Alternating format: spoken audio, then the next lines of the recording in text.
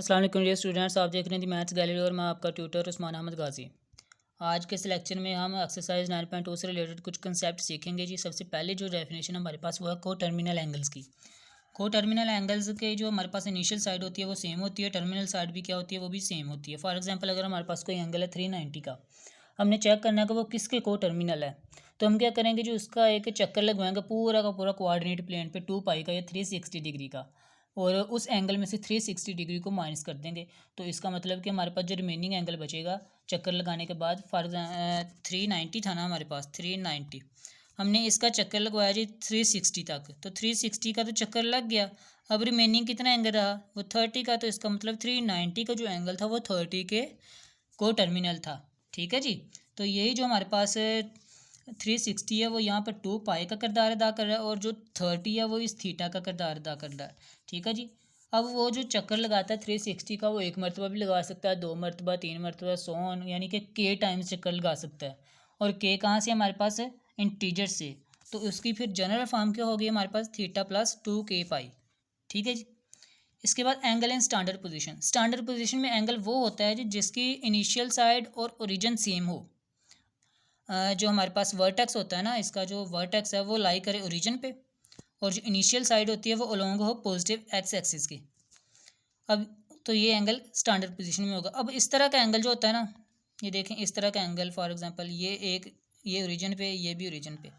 अब देखें वर्टेक्स तो इसका ओरिजिन पे है, लेकिन इसकी जो इनिशियल साइड है वो पॉजिटिव एक्स एक्सिस पे नहीं है, तो ये अपने स्टैंडर्ड पोजीशन में भी नहीं है। ठीक है जी। इसके बाद क्वाड्रेंटल एंगल होते हैं जी। क्वाड्रेंटल एंगल हमारे पास वो होते हैं जी जो इनिशियल साइड उनकी पॉजिटिव एक्स एक्सिस पे हो, और टर्मिनल साइड उनकी या तो वाई एक्सिस पे फॉल करे या एक्स नेगेटिव एक्स एक्सिस पे फॉल करे। ठीक है जी। तो ऑब्वियसली अगर देखें इसकी इनिशियल साइड हमारे पास पॉजिटिव एक्स एक्सिस है, तो बाकी अगर वाई एक्सिस पे फॉल कर रही हैं या नेगेटिव एक्स पे फॉल कर रही हैं तो हमारे पास यही एंगल्स बनेंगे। तो ये जो 3 से 4 एंगल्स हैं इनके मल्टीपल्स है ना, ये हमारे पास क्या हो जाएंगे, क्वाड्रेंटल एंगल्स हो जाएंगे। ठीक है जी। 91, 82, 73, 60 एंड सो ऑन। अब ट्रिग्नोमेट्रिक फंक्शंस हैं, साइन, कोसाइन, टेंजेंट और इनके रेसिप्रोकल्स, कोसेकेंट, कोटेंजेंट और सेकेंट जो होते हैं हमारे पास वो ट्रिग्नोमेट्रिक फंक्शंस होते हैं। और इनकी वैल्यूज़ क्या होती हैं वो हम देखते हैं इस ट्राइंगल से। लेट कर लें एक ट्राइंगल जिसकी 3 साइड्स हैं आपके पास, ए बी और सी। ए साइड को हमने परपेंडिकुलर कह दिया, बी साइड को हमने बेस कह दिया, सी साइड को हमने हाइपोटेनस कह दिया। ठीक है जी। अब यहाँ से हमारे पास जो साइन की वैल्यू होती है वो ए ओवर सी होती है, और ए चूँकि परपेंडिकुलर है, सी हाइपोटेनस है, तो इसका मतलब परपेंडिकुलर और hypotenuse is equal to sine theta. ठीक है जी। यानी कि हमें इनमें से ए बी या सी दिया हो तो हम साइन थीटा मालूम कर सकते हैं कि यहाँ पर साइन का जो एंगल बनेगा वो कितना बनेगा। अब इसके बाद कोसाइन है तो वो होता है जी बी ओवर सी, इसका मतलब बेस ओवर हाइपोटेनस। और जो टैन होता है वो परपेंडिकुलर ओवर बेस, यानी कि ए ओवर बी होता है।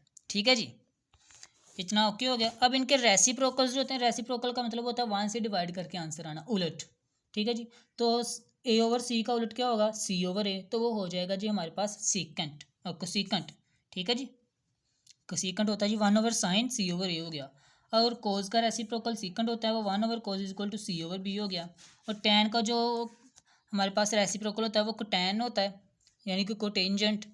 तो ये ए और बी है तो वो बी ओवर ए हो जाएगा। ठीक है जी।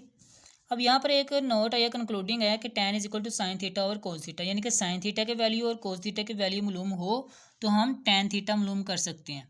ठीक है जी। अब वो कैसे, ये इसके इक्वल क्यों आया, देखें जी साइन थीटा की वैल्यू हमने यहाँ पर देखी है ए ओवर सी, और कोस की वैल्यू बी ओवर सी। तो दोनों की वैल्यूज पुट करें, सी से सी कैंसिल हो जाएगा, ए ओवर बी आंसर देखें tan के इक्वल आ रहा है ना। तो साइन और कोस को डिवाइड करें तो आंसर हमारे पास क्या आता है, tan का आता है।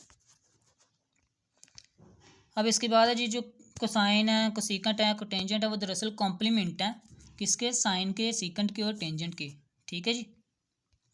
फंडामेंटल आइडेंटिटीज हमारे पास जी sine square plus cos square theta is equal to 1, 1 plus tan square theta is equal to secant square theta, 1 plus cot square theta is equal to cosecant square theta. अब हमारे पास इनको prove करने के लिए हमें एक ट्राइंगल की ज़रूरत है, वही वाली। हमने साइड्स को नाम दे दिया ए बी और सी का। फिथागोरस थ्योरम का हमें पता है कि जो हाइपोटेनस का स्क्वायर होता है वो इन दोनों के स्क्वायर के सम के इक्वल होता है, यानी कि A square plus B square is equal to C square. अब आपने क्या करना है जी, इस सारी इक्वेशन को, ये जो स्टेरिक इक्वेशन है इसको आपने एक मरतबा ए स्क्वायर, सारी इक्वेशन को ए स्क्वायर से डिवाइड कर देना है। फिर बी स्क्वायर से डिवाइड कर देना, फिर सी स्क्वायर से डिवाइड कर देना, और तीनों डिविजन्स में आपके पास ये तीनों आइडेंटिटीज़ प्रूफ हो जाएंगी। वो कैसे देखते हैं। कह रहे हैं जी प्रूफ 1 में हमने सी स्क्वायर से डिवाइड कर दिया सारी इक्वेशन को, तो यहाँ पर बन रहा है ए ओवर सी का स्क्वायर, यहाँ पर बन रहा है बी ओवर सी का स्क्वायर। तो देखें तो ए ओवर सी हमारे पास किसके इक्वल था, साइन के इक्वल, और बी ओवर सी कॉज के इक्वल। इसी तरह ए ओवर बी हमारे पास टैन के इक्वल आएगा। ठीक है जी। तो ये हमारे पास साइन स्क्वायर वाला, जब हमने बी से डिवाइड किया तो हमारे पास टैन स्क्वायर वाली आइडेंटिटी प्रूफ हो गई, और जब हमने ए स्क्वायर से डिवाइड किया तो हमारे पास कॉट स्क्वायर वाली आइडेंटिटी प्रूफ हो गई। अब साइंस ऑफ ट्रिग्नोमेट्रिक फंक्शंस है हमारे पास। फर्स्ट क्वाड्रेंट में सारे जितने भी हमारे पास ट्रिग्नोमेट्रिक फंक्शंस हैं, sine cosine tangent cosecant secant और कॉट, सारे पॉजिटिव होते हैं। सेकंड में आकर साइन और कोसेकेंट पॉजिटिव रह जाते हैं, बाकी सारे नेगेटिव हो जाते हैं। थर्ड में टैन और कॉट पॉजिटिव हो जाते हैं, बाकी सारे नेगेटिव। और फोर्थ में कॉज और सीकेंट पॉजिटिव हो जाते हैं, बाकी सारे नेगेटिव। ये ग्रेटर देन जीरो का मतलब ये है कि ये पॉजिटिव है। यहाँ तक ओके जी। अब क्वेश्चन है जी हमारे पास, why trigonometric functions changes their sign with respect to quadrants. यानी कि फर्स्ट में तो सारे पॉजिटिव हैं, सेकंड में बाकी नेगेटिव क्यों हो गए, थर्ड में बाकी नेगेटिव क्यों हो गए, फोर्थ में बाकी नेगेटिव क्यों हो गए, कॉज और सीकेंट के अलावा। तो इसका देखने के लिए हमने देखें ये डायग्राम पहले पढ़ी ना, साइड्स को नाम दिया था ए बी सी का। अब हमने साइड्स को नाम दे देना जी क्वाड्रेंट प्लेन में एक्स, क्योंकि एक्स के पैरेलल है, और इसको वाई क्योंकि ये वाई के पैरेलल है, और इसको आर का नाम दे दिया। आर क्या है जी, दरअसल हमने फिथागोरस थ्योरम अप्लाई करके ये साइड मालूम की है, इसको हमने आर का नाम दिया है। और ये आर जो होता है ये हमेशा पॉजिटिव होता है। कैसे, एक्स चाहे नेगेटिव हो इस साइड पे हो चाहे इस साइड पे हो, वाई चाहे इस साइड पे हो चाहे इस साइड पे हो। तो चूंकि फिथागोरस थ्योरम आप देखेंगे इधर, ये देखें, तो हमने आर स्क्वायर इधर आएगा, सी की जगह पे आर, ए की जगह पे एक्स, वाई बी की जगह पे वाई। तो चूंकि एक्स चाहे नेगेटिव हो चाहे पॉजिटिव हो, इस स्क्वायर ने उसको पॉजिटिव ही रखना है। तो ये जो हमारे पास सी की वैल्यू या इधर हम आर पुट करेंगे तो आर की वैल्यू कभी भी नेगेटिव नहीं होगी। ठीक है जी। अब देखें जी, यहाँ से साइन चूंकि हमें पता है वाई ओवर आ रहा है, ये सारी हमने पढ़ी हुई हैं। ठीक है जी, स्टार्ट पे पढ़ के आए हैं। अब साइन के लिए चेक करते हैं कि ये नेगेटिव क्यों होता है सारे क्वाड्रेंट्स में, सिवाय फर्स्ट और टू में, सेकंड में। फर्स्ट में चूंकि हमें साइन के लिए कौन सी वैल्यू चाहिए चेक करनी है कि वाई है ना, साइन में ओनली वाई आ रहा है, कोसेकेंट में भी वाई आ रहा है। तो अगर ये दोनों एक दूसरे के रेसिप्रोकल है, अगर हम साइन की वैल्यू मालूम कर लेते हैं तो कोसेकेंट की ऑटोमेटिकली मालूम हो जाएगी। तो अगर वाई इधर माइनस होता है तो इसका मतलब साइन माइनस हो जाएगा, अगर वाई पॉजिटिव होता है तो इसका मतलब साइन पॉजिटिव हो जाएगा। तो देखें फर्स्ट क्वाड्रेंट में एक्स भी पॉजिटिव वाई भी पॉजिटिव, सेकंड में चूंकि हमें ओनली वाई चाहिए, सेकंड में भी वाई क्या है, पॉजिटिव है। तो थर्ड और फोर्थ में चूंकि वाई नेगेटिव है तो इधर साइन की वैल्यू नेगेटिव है। इन दोनों में चूंकि वाई पॉजिटिव है तो साइन की वैल्यू पॉजिटिव है। ठीक है जी। इसी तरह कोसेकेंट की भी इन दोनों में पॉजिटिव हो जाएगी। अब कॉज के लिए चलते हैं जी, देखते हैं।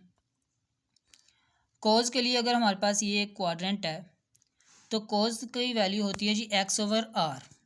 हमने एक्स चेक करना है, तो कॉज के लिए एक्स इन दो क्वाड्रेंट्स में पहले में और चौथे में पॉजिटिव है, तो इसका मतलब इन दोनों में कॉज पॉजिटिव होगा, इन दोनों में कॉज नेगेटिव हो जाएगा।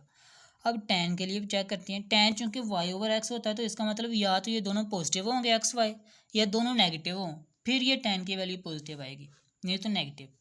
अब देखें जी हमारे पास टेन चूंकि वाई ओवर एक्स है तो एक्स भी पॉजिटिव हो वाई भी पॉजिटिव हो तो टेन कोट पॉजिटिव हो जाएंगे। एक्स नेगेटिव हो ten positive, negative positive negative, तो टेन नेगेटिव हो जाएगा सेकंड में। कैसे सेकंड में एक्स नेगेटिव और टेन पॉजिटिव, ये देखें ये दोनों पॉजिटिव है और इधर दोनों नेगेटिव है, तो इधर भी टेन पॉजिटिव इधर भी टेन पॉजिटिव। अब यहाँ पर वाई पॉजिटिव है एक्स नेगेटिव है तो टेन की वैल्यू इधर भी नेगेटिव, इधर वाई नेगेटिव है इधर एक्स नेगेटिव है तो इधर वाई की वैल्यू इधर भी नेगेटिव। ठीक है जी। तो इसके रेसिप्रोकल की वैल्यू भी इसी तरह की पॉजिटिव और नेगेटिव होगी कॉट की भी। ठीक है जी, ये भी ओके हो गया। तो इससे नेक्स्ट क्वेश्चन है इंशाल्लाह हम नेक्स्ट लेक्चर में करते हैं। तब तक के लिए इजाज़त दीजिएगा। अल्लाह हाफिज़।